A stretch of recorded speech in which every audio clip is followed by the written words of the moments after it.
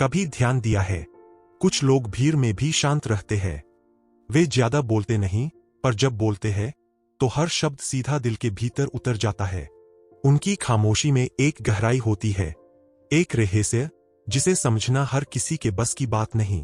Elon Watts कहते हैं, silence isn't empty, it's full of answers. यानी चुप्पी खाली नहीं होती, उसमें जवाब छिपे होते हैं। आज हम समझेंगे वो 6 बातें जो हर उस इंसान में होती है जो ज्यादातर चुप रहता है। नंबर 1, उनकी चुप्पी उनका सबसे गहरा उत्तर होती है। जिन लोगों के भीतर तूफान होता है वे बाहर ज्यादा आवाज नहीं करते, क्योंकि उन्होंने सीख लिया होता है कि हर सवाल का जवाब शब्दों से नहीं दिया जा सकता। कभी कभी चुप रह जाना ही सबसे सटीक प्रतिक्रिया होती है। जब कोई उन्हें गलत समझता है, जब कोई उन पर ताने कसता है, वे बहस नहीं करते, क्योंकि उन्हें पता है बहस इंसानों को नहीं, अहंकारों को लड़ाती है। वे अपने भीतर की शांति को दूसरों की अराजकता में खोना नहीं चाहते। एलन वॉट्स कहते हैं, trying to define yourself is like trying to bite your own teeth. जो इंसान खुद को समझ चुका है उसे अब दुनिया को साबित करने की जरूरत नहीं रहती, इसलिए वह चुप रहता है और उसी चुप्पी में उसका आत्मविश्वास छिपा होता है। नंबर 2, वे सुनना जानते हैं, सच में सुनना। ज्यादातर लोग सिर्फ जवाब देने के लिए सुनते हैं, समझने के लिए नहीं। लेकिन जो लोग चुप रहते हैं वे सुनने की कला जानते हैं। वे दूसरों के शब्द नहीं, उनके पीछे की भावनाएं सुनते हैं, क्योंकि उनकी संवेदनशीलता सामान्य नहीं होती। वे कमरे की ऊर्जा महसूस कर सकते हैं। कौन सच्चा है, कौन झूठ बोल रहा है, कौन मुस्कुरा रहा है लेकिन भीतर टूट रहा है। यह सब वे बिना किसी शब्द के समझ जाते हैं। उनकी यह समझ उन्हें लोगों से जोड़ती भी है और उनसे दूर भी करती है, क्योंकि वे जानते हैं ज्यादातर लोग सुनने नहीं, बोलने के लिए जीते हैं। इसलिए वे कम बोलते हैं, क्योंकि उन्हें यह एहसास होता है कि हर कान सुन नहीं सकता और हर दिल समझ नहीं सकता। एलन वॉट्स कहते हैं, to be still means to be aware without thought. वे स्थिरता में जीते हैं, जहां वे सिर्फ देखते हैं, महसूस करते हैं, समझते हैं, बिना किसी निर्णय के। नंबर 3, वे अपने अंदर की दुनिया से गहरा रिश्ता रखते हैं। जो लोग ज्यादातर चुप रहते हैं वे बाहरी दुनिया से ज्यादा भीतर की यात्रा पर होते हैं। वे खुद से बातें करते हैं, खुद से सवाल पूछते हैं और हर रात अपनी आत्मा की आवाज सुनते हैं। उनकी चुप्पी आत्मखोज का माध्यम होती है। वे समझ चुके होते हैं कि सच्ची शांति बाहर नहीं, भीतर के मौन में मिलती है। वे अकेले रह सकते हैं क्योंकि उन्हें अपने भीतर की संगत मिल चुकी होती है। एलन वॉट्स ने कहा था, man suffers only because he takes seriously what the gods made for fun. वे चीजों को हल्के में लेना सीख जाते हैं। जीवन की हर उलझन को वे मुस्कान और मौन से स्वीकार करते हैं, क्योंकि उन्होंने देखा है कि जीवन की हर जटिलता दरअसल केवल एक नृत्य है और हम सब केवल नर्तक है। ऐसे लोग बाहर से शांत दिखते हैं, पर भीतर उनका संसार बेहद जीवंत होता है। वे हर चीज को गहराई से महसूस करते हैं। संगीत, प्रेम, दर्द, प्रकृति, खामोशी, सब उन्हें भीतर तक छू जाते हैं। वे ज्यादा बोलते नहीं, क्योंकि जो वे महसूस करते हैं वह शब्दों में बयान ही नहीं किया जा सकता। नंबर 4, वे अपनी भावनाओं के स्वामी होते हैं, गुलाम नहीं। जिन्हें तुम चुप समझते हो, असल में वे अपने भीतर के तूफान पर नियंत्रण रखना जानते हैं। जब कोई गुस्सा दिलाए तो वे चिल्लाते नहीं, जब कोई चोट पहुंचाए तो वे टूटते नहीं, क्योंकि उन्होंने सीखा है हर प्रतिक्रिया हमारी आत्मा की ऊर्जा खर्च करती है। एलन वॉट्स कहते हैं, you are under no obligation to be the same person you were 5 minutes ago. जो इंसान यह समझ लेता है वह हर पल खुद को फिर से जन्म देता है, शांत, जागरूक और संतुलित।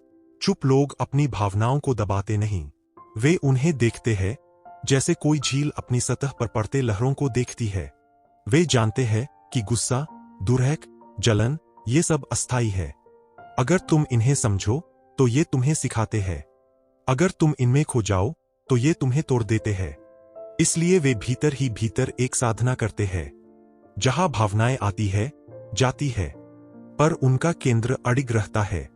वे बाहर से शांत लगते हैं, क्योंकि भीतर उन्होंने तूफानों से दोस्ती कर ली होती है। नंबर 5, वे लोगों को नहीं, ऊर्जाओं को पढ़ते हैं।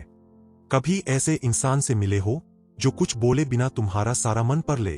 वो जान जाता है कि तुम खुश हो या टूटा हुआ, बिना तुम्हारे कुछ कहे। यही गुण होता है उन लोगों में जो ज्यादातर चुप रहते हैं। वे शब्दों से नहीं, ऊर्जा से जुड़ते हैं। वे उस नजर को समझ जाते हैं जो दर्द छिपा रही है, उस मुस्कान को पहचान लेते हैं जो नकली है। एलन वॉट्स कहते हैं, the meaning of life is just to be alive. It is so plain and so obvious and so simple. और ऐसे लोग यही करते हैं। वे बस जीते हैं, महसूस करते हैं और इस अस्तित्व की सरलता को समझते हैं। वे किसी को जज नहीं करते, क्योंकि वे जानते हैं कि हर इंसान एक चलती हुई कहानी है जिसे हम केवल एक अध्याय से नहीं समझ सकते।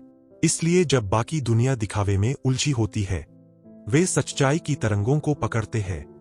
और अक्सर इसी वजह से भीड़ में अकेले हो जाते हैं, क्योंकि सच देखने की क्षमता कभी कभी दूसरों से दूरी का कारण बन जाती है। नंबर 6, वे शांति में आनंद खोजते हैं, शोर में नहीं। ज्यादातर लोग खुशी को खोजते हैं बाहर, लोगों में, पार्टियों में, बातों में, उपलब्धियों में। लेकिन जो व्यक्ति ज्यादातर चुप रहता है, वह जानता है कि सच्ची खुशी शांति में छिपी है। वह अकेला बैठकर भी मुस्कुरा सकता है, क्योंकि उसके भीतर का संसार पूर्ण है। वह हर चीज को महसूस करता है, पेड़ की पत्तियों की सरसराहट, हवा की खुशबू, रात की खामोशी, ये सब उसके लिए प्रार्थना बन जाते हैं। एलन वॉट्स कहते हैं, muddy water is best cleared by leaving it alone. यानी अगर पानी गंदा है तो उसे शांत रहने दो, वह खुद साफ हो जाएगा। वैसे ही जीवन की उलझने भी, जब तुम भीतर से स्थिर हो जाते हो तो खुद सुलझ जाती है। ऐसे लोग भागते नहीं, वे रुकते हैं, सांस लेते हैं और जीवन को अनफोल्ड होते देखते हैं। उनकी खुशी घटनाओं पर निर्भर नहीं करती, वह एक स्थिति बन जाती है जहां हर चीज बस जैसी है वैसी ही सुंदर लगती है। अंत में, जो लोग ज्यादातर चुप रहते हैं, वो साधारण नहीं होते। वे इस संसार की सतह से परे जीते हैं। वे उस जगह से प्रेम करते हैं जहां शब्दों की पहुंच नहीं। उनकी चुप्पी में एक ब्रह्मांड छिपा होता है, जहां हर विचार, हर भाव, हर अस्तित्व सिर्फ होने की अवस्था में विलीन हो जाता है। एलन वॉट्स कहते हैं, You and I are all as much continuous with the physical universe as a wave is continuous with the ocean. यानी हम सब अलग नहीं है, हम सब एक ही सागर की लहरें हैं। कुछ ऊंची उठती है, कुछ गहराई में जाती है, पर सब एक ही शांति से जन्म लेती है, मौन से। तो अगर तुम भी ज्यादातर चुप रहते हो, तो अपनी इस खामोशी पर गर्व करो, क्योंकि यह चुप्पी कमजोरी नहीं, यह बुद्धिमत्ता की पराकाष्ठा है। यही वह अवस्था है जहां आत्मा, जीवन और ब्रह्मांड तीनों एक स्वर में कहते हैं, अब कुछ कहने को बाकी नहीं, बस महसूस करने को है।